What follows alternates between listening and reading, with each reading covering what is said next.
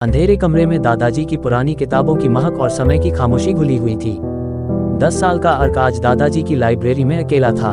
खिड़की के उस पार से ढलती दोपहर की धुंधली धूप दादाजी की पुरानी ईजेड चेयर पर आकर ठहर गई थी। अर्क ने अलमारी के सबसे नीचे वाले हिस्से से एक पुराना लकड़ी का बक्सा निकाला। मखमल के ऊपर एक नीले कांच का चश्मा रखा हुआ था।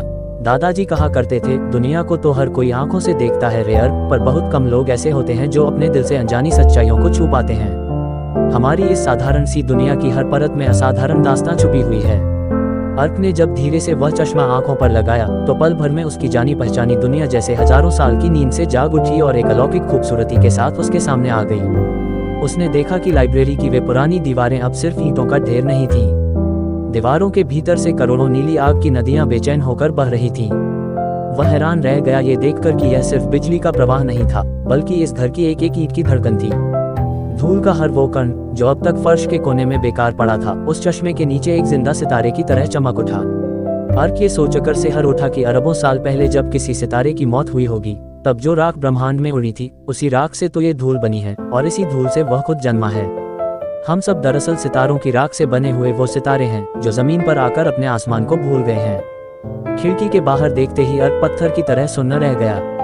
बगीचे का वह विशाल बरगद का पेड़ अकेला खड़ा नहीं था। मिट्टी के नीचे उसकी जड़ें एक दूसरे से चांदी के धागों की तरह जुड़ी हुई थीं। रोशनी का एक विशाल जाल बिछाकर पूरी दुनिया के पेड़ जैसे एक दूसरे का हाथ थामे कोई मौन प्रार्थना कर रहे हों। अर्क ने देखा कि जब एक पीला पत्ता टूटकर गिर रहा था तो पास के छोटे पौधों से एक अजीब सी करुण रोशनी निकलकर उस गिरते पत्ते को गले लगा रही थी। उसने महसूस किया कि कुदरत में कोई बिछड़ना नहीं है, कोई अकेलापन नहीं है। हम इंसान ही अपनी नासमझी के अहंकार में एक दूसरे से मीलों दूर रहते हैं।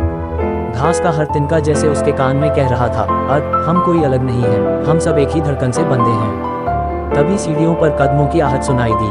माँ आ रही थी। अर्क ने जब माँ की ओर देखा तो उसका सीना एक अनजाने दर्द से भर आया। माँ जब कमरे के भीतर आई तो उनके चारों ओर से एक पवित्र सुनहरी आभा लाइट निकल रही थी। उस रोशनी ने जब अर्क को छुआ तो उसे लगा जैसे दुनिया की सारी थकान और सारे अनकहे दुख पल भर में धुल गए हों। उसने आज देखा कि माँ जब दिन भर खाना बनाती हैं, घर सजाती हैं या कभी गुस्से में डांटती भी हैं, तो उन सब के पीछे एक चमकता हुआ ज्योतिपुंज उन्हें हमेशा एक चादर की तरह ढके रहता है। हम जिसे साधारण ममता कहकर टाल देते हैं, वह वास्तव में एक दृश्य ब्रह्मांडीय शक्ति है जो केवल निस्वार्थ प्रेम के हृदय में ही जन्म लेती है। माँ का हाथ छूते ही अर्क ने चश्मा उतार दिया। पल भर में वह जादुई दुनिया ओझल हो गई। फिर वही बेजान दीवारें और साधारण सा बगीचा। अर्क के गालों पर तब आंसू लुढ़क रहे थे।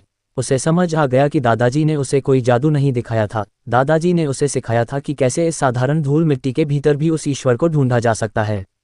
ये दुनिया कोई मशीनी जगह नहीं है, बल्कि यह एक दूसरे से जुड़े हुए अनगिनत प्राणों का एक मिलन मेला है। अर्क ने आज जाना कि हर इंसान के भीतर एक चमकती हुई आकाशगंगा गैलेक्सी छुपी हुई है। हम बस नफरत और अविश्वास का चश्मा पहनकर उस रोशनी को देख नहीं पाते। दादाजी के उस नीले चश्मे ने आज उसे बता दिया कि इंसान का असली घर इस मिट्टी में नहीं, बल्कि एक दूसरे के दिल में है।